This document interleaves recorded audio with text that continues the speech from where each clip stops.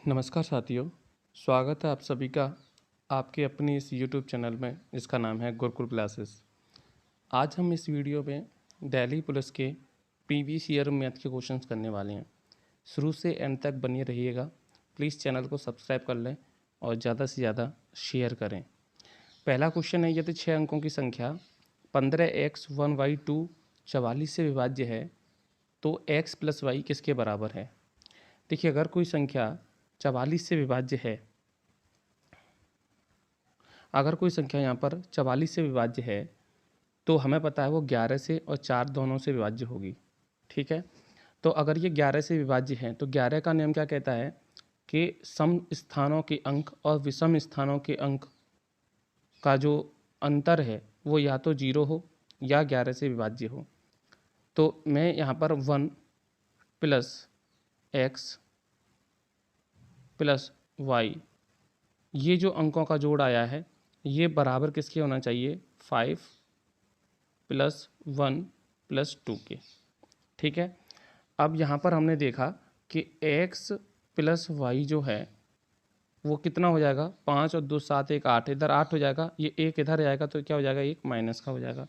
तो x + y की जो वैल्यू आएगी वो कितनी आएगी, यहाँ पर 7 आएगी।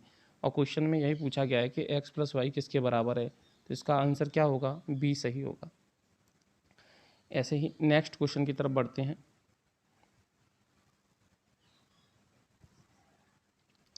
तो स्क्रीन पर नेक्स्ट क्वेश्चन आपको दिख रहा होगा। इस क्वेश्चन में बात की गई है, इस क्वेश्चन में बोला गया है कि 4 अंकों की वह सबसे बड़ी संख्या क्या है जो, एक सेकेंड, 4 अंकों की वह सबसे बड़ी संख्या क्या है जो 24, 36 और 54 से पूर्णतः विभाज्य होगी।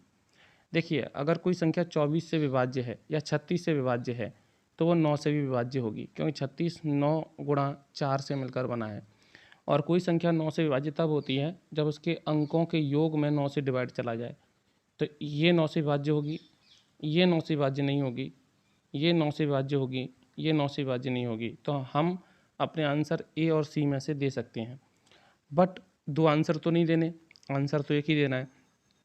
तो यहाँ देखिए, अगर कोई संख्या 54 से विभाज्य है ना, और 9 से, देखो 36 से विभाज्य है तो 9 और 4 दोनों से विभाज्य होनी चाहिए। तो 4 से विभाज्य तब होती है जब लास्ट के 2 अंकों में 4 का भाग जाता है। तो ये तो 4 से भी विभाज्य है, 9 से भी है, लेकिन ये 9 से विभाज्य, लेकिन ये 4 से विभाज्य नहीं है। तो आंसर हमारा क्या होने वाला है, सी, 9936 इसका सही आंसर होगा। नेक्स्ट क्वेश्चन की ओर बढ़ते हैं। हाँ, इस क्वेश्चन बोला गया है कि 3, 4, 9 के चौथे अनुपातिक 2 और 98 के मध्य अनुपात के बीच का अनुपात बताइए। ठीक है, तो पहले हम 3, 4 और 9 का चौथा अनुपात निकाल लेते हैं। तो 3:4 समानुपात 9:x, ये चौथा अनुपात है। तो यहाँ क्या होता है कि इन दोनों का मल्टीप्लाई होता है और इन दोनों का मल्टीप्लाई होता है। तो ये हो जाएगा 36 बराबर 3x, 3 से ये 36 कटेगा कितनी बार, 12 बार। तो x की वैल्यू कितनी आ गई यहाँ पर, 12, यानी चौथा अनुपात आ गया 12। ठीक है, अब 2 और 98 के मध्य अनुपात निकालते हैं। तो ये हो जाएगा x² = 2 × 98। ठीक है, स्क्वायर हटाएंगे तो यहाँ क्या लगेगा, अंडर रूट लगेगा।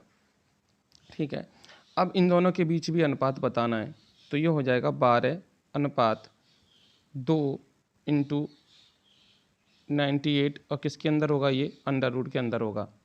अंडर रूट से ही संख्या बाहर निकल सकती है। देखिए भैया 12 है, ये 2 है, 98 को हम कैसे तोड़ सकते हैं, तो ये 2, 14 7 98, 14 7 98, ठीक है कि नहीं।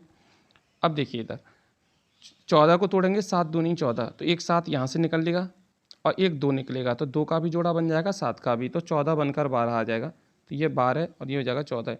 जब इनको 2 से काटेंगे तो आंसर आएगा 6:7। तो इस क्वेश्चन का जो सही आंसर होगा वो होगा ऑप्शन नंबर डी, 6:7।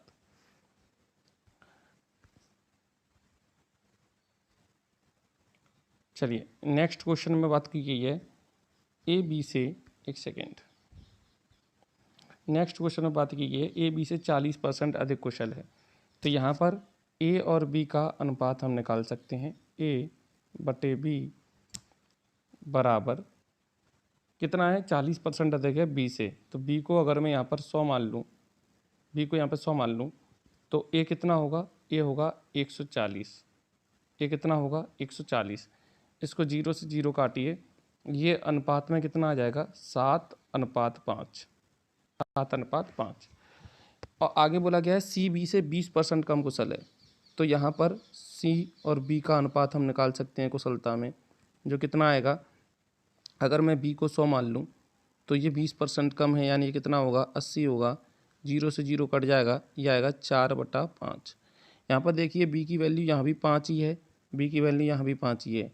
तो हम कह सकते हैं कि ए अनुपात बी अनुपात सी जो होगा वो होगा 7:5:4। ठीक है। अब वे एक कार्य को 5 दिन में कर सकती हैं तीनों मिलकर। तो तीनों की क्षमता कितनी है यहाँ पर, 7 और 5 12, 12 4 16। 16 का गुणा क्षमता का गुणा समय से कर, यहाँ पर आएगा 5। इसका 70% काम करना है, तो 70 बटे कितना आएगा 100। और इसे किससे करवाना है, ए से करवाना है। तो ए की क्षमता कितनी है 7। ठीक है। 0 से 0 कट जाएगा, 7 से 7 कट जाएगा, 5 से 2 बार कटेगा, और 2 से ये 16 8 बार कटेगा। तो इसका आंसर कितना आएगा, ऑप्शन ए 8 इसका आंसर आएगा।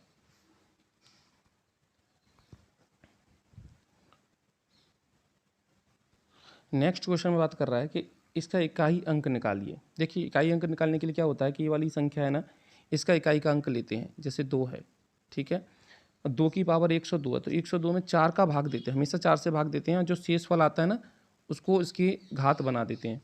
जैसे यहाँ पर इकाई का अंक क्या है 3 है, 3 है, इस वाली जो घात में 4 का भाग देंगे, शेष फल कितना आएगा 3, प्लस का साइन लग रहा है, ये हो जाएगा 8 और ये हो जाएगा 27।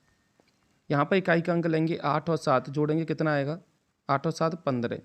15 में इकाई का अंक क्या है यहाँ पर 5 है। तो इसका आंसर क्या होगा, डी इसका आंसर होगा। नेक्स्ट क्वेश्चन में बोला गया है कि यदि एक रेलगाड़ी 78 किलोमीटर प्रति घंटे की गति से दौड़ती है तो यह गंतव्य स्थान पर 25 मिनट देरी से पहुंचती है। लेकिन यदि इसकी गति 91 किलोमीटर प्रति घंटा है तो यह केवल 10 मिनट देरी से पहुंचती है। रेलगाड़ी द्वारा यात्रा तय करने का सही समय ज्ञात कीजिए। अब इस प्रश्न में हम क्या कर सकते हैं, फॉर्मूला होता है, सही समय हमको ज्ञात करना है। एक फॉर्मूला होता है कि जो दूरी बराबर होता है, जो दूरी बराबर होता है वो पहली चाल गुणा दूसरी चाल। पहली चाल कितना है, पहली चाल यहाँ पर 78 है, दूसरी चाल देखें तो कितनी है 91 है। दोनों चालों में अंतर कितने का आ रहा है, तो 78 और 91 में अंतर आएगा तुम्हारा 80, 11, 13 का। और समय में कितने का अंतर आ रहा है, तो समय में 15 मिनट का अंतर आ रहा है। अगर मैं इसको घंटे में बदलूंगा तो ये हो जाएगा 1/4। 13 सत्ते कितने होते हैं 91। ठीक है, 2 से ये कटेगा 2 बार और 2 से ये कट जाएगा तो 6 का नाम 18। तो दूरी निकल आएगी मेरी कितनी, 39 गुणा 7/2। ठीक है। अब इसी दूरी को मुझे रेलगाड़ी द्वारा यात्रा तय करने में सही समय निकालना है। तो अगर चाल 78 है, ठीक है, ये दूरी है, दूरी में अगर मैं 78 के चाल से भाग दे दूं तो क्या निकल के आएगा, मेरा समय निकल कर आएगा। ठीक है, तो 13 × 39, 13 × 6 = 78, 3 दूनी 6। ठीक है, तो ये आ जाएगा 7/4 समय आ जाएगा। इसको अगर मैं मिनट में बदलूं तो इसमें 60 का मल्टीप्लाई करना पड़ेगा। 4 से ये 60 कटेगा 15 बार और 15 सत्ते होते हैं 105 मिनट। लेकिन ये जब मैंने 78 से भाग दिया तब भी वो 25 मिनट लेट हो रहा है। इसका मतलब 25 मिनट से पहले पहुंच जाना चाहिए था। तो एग्जैक्ट समय जो पहुंचने का होगा वो होगा 105 में से 25 गए तो 80 मिनट इसका सही आंसर होगा।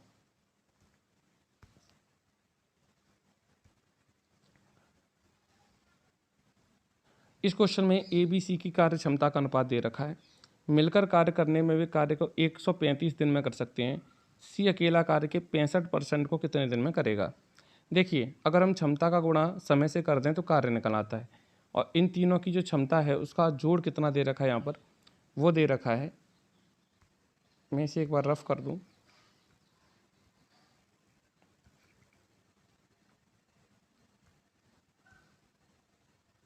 हाँ, तो ये है 16 16 छः 22, इनकी क्षमता दे रखी है यहाँ पर 22 और समय कितना लेते हैं 135। तो ये कार्य हो गया।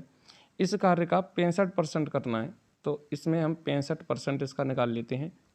ठीक है, इसे 5 से काटते हैं, 5 दूनी 10 और 5 सत्ते 35।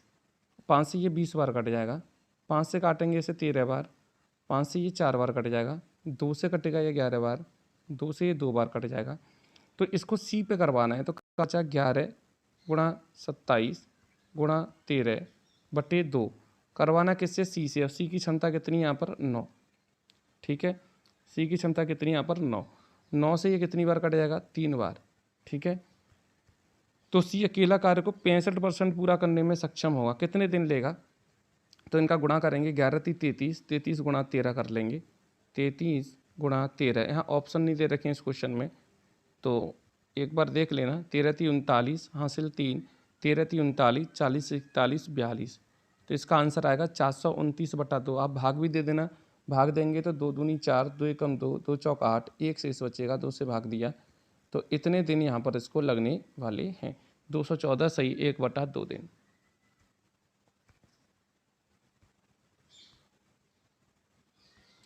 इस क्वेश्चन में एक समचतुर्भुज की एक भुजा 6.5 सेंटीमीटर है और इसका एक विकर्ण दे रखा है 12 सेंटीमीटर। तो इसका क्षेत्रफल पूछा है।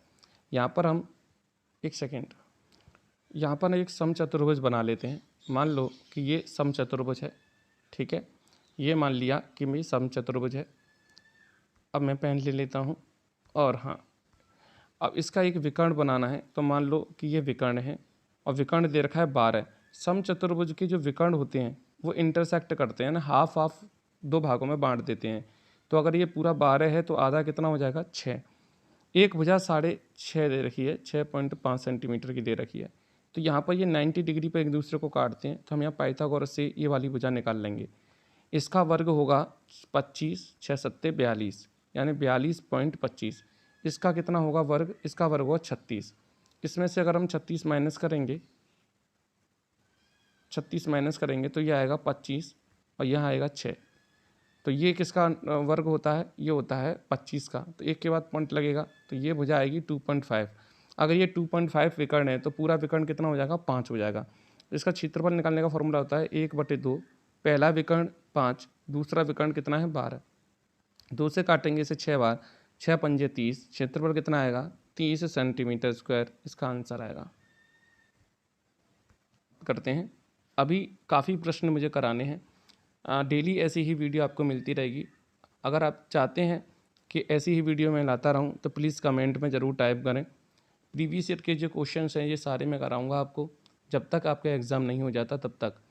तो चैनल को एक बार सब्सक्राइब कर लें और बेल आइकन को दबा लें ताकि आने वाली वीडियो की नोटिफिकेशन आपको मिलती रहे। वीडियो को ज़्यादा से ज़्यादा शेयर करें। Thank you.